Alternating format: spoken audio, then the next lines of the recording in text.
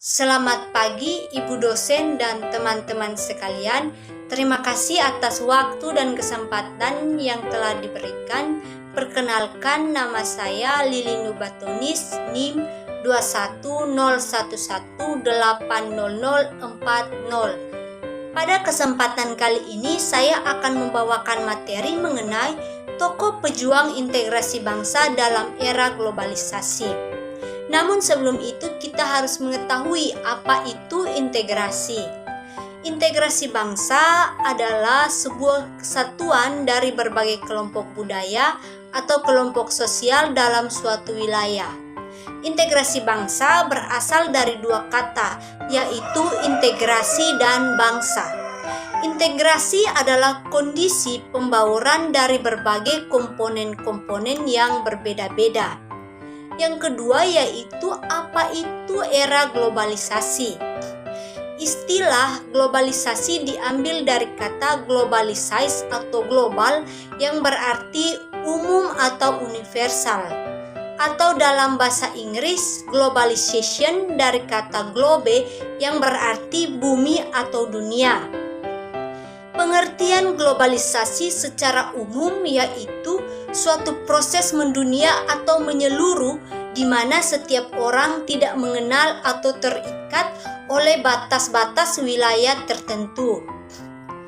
Di dalam era globalisasi juga terdapat dampak positif dan dampak negatif.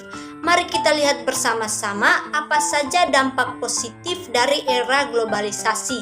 Yang pertama yaitu kemajuan teknologi menyebabkan kehidupan sosial ekonomi lebih produktif, efektif dan efisien sehingga membuat produksi dalam negeri mampu bersaing dengan pasar-pasar internasional. Yang kedua yaitu cepat dalam bepergian atau mobilitas tinggi. Yang ketiga, mudah memperoleh informasi dan ilmu pengetahuan. Yang kedua adalah dampak negatif.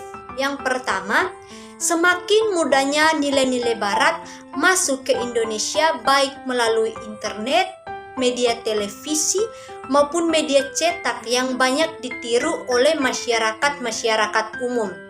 Yang kedua, maraknya penyeludupan barang ke Indonesia. Yang ketiga, mudah terpengaruh oleh hal yang tidak sesuai dengan kebiasaan atau budaya suatu negara. Nah, siapa saja tokoh pejuang integrasi bangsa dalam era globalisasi? Mari kita lihat bersama-sama. Yang pertama yaitu Abdul Haris Nasution. Abdul Haris Nasution lahir 3 Desember 1918 di Kota Nopan, Mandailing, Natal, Sumatera Utara, Hindia Belanda, dan wafat 6 September 2000 di dalam umurnya yang ke-81 tahun di Jakarta, Indonesia. Abdul Haris Nasution adalah seorang pahlawan nasional Indonesia dan merupakan salah satu tokoh TNI Angkatan Darat yang menjadi sasaran dalam peristiwa gerakan 30 September.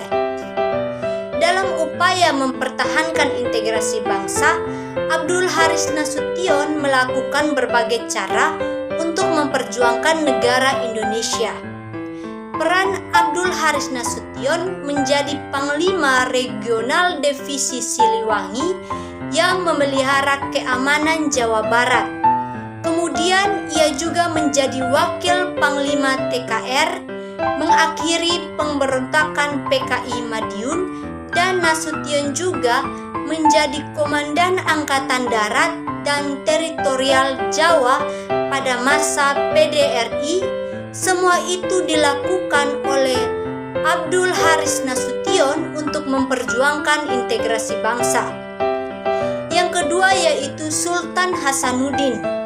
Sultan Hasanuddin dikenal sebagai nama pahlawan Indonesia yang berasal dari Makassar, Sulawesi Selatan.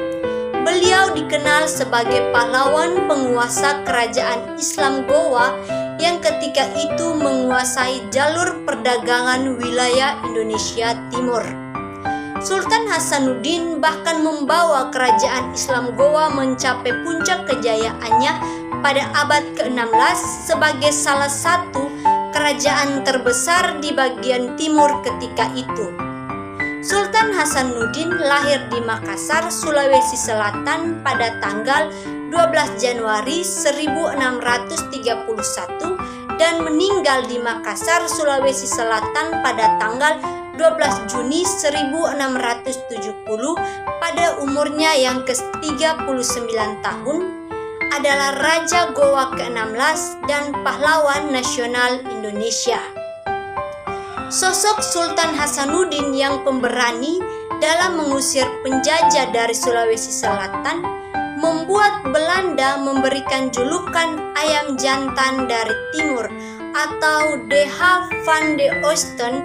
Sultan Hasanuddin berusaha menyatukan semua kerajaan di sisi timur Indonesia untuk berperang melawan Belanda yang dimulai pada tahun 1660. Sultan Hasanuddin bahkan berhasil menguasai 2 kapal penjajah, yaitu De Walvis dan De Leeuwin. Sultan Hasanuddin pernah menandatangani perjanjian paling terkenal selama era kolonial, yaitu Perjanjian Bunggaya.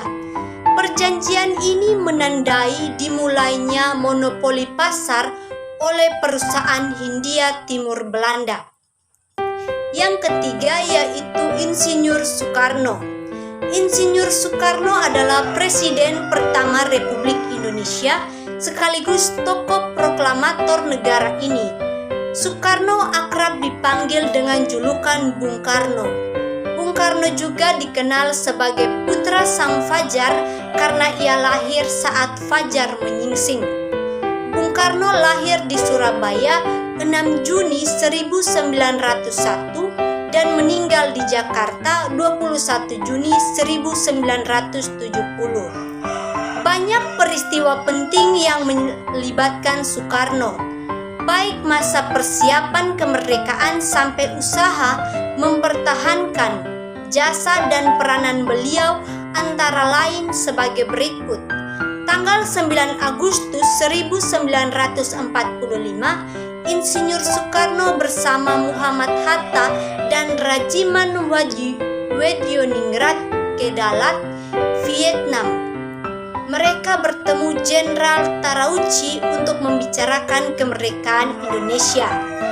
Pada tanggal 17 Agustus 1945, membacakan proklamasi kemerdekaan Republik Indonesia dan bersama Muhammad Hatta menandatangani naskah proklamasi. Pada tanggal 18 Agustus 1945 dilantik menjadi Presiden Republik Indonesia. Pada tanggal 23 Agustus 1945, Soekarno membentuk Badan Keamanan Rakyat atau disingkat dengan BKR. Dan tanggal 28 Oktober 1945 mengadakan perundingan dengan Inggris di Surabaya. Akhir dari presentasi saya pada pagi hari ini, saya ingin mengingatkan kepada kita kaum muda bahwa Indonesia tidak tersusun dari batas-batas peta, tetapi dari gerak dan peranan besar para kaum muda. Selamat pagi. Sekian dan terima kasih. Salam sehat.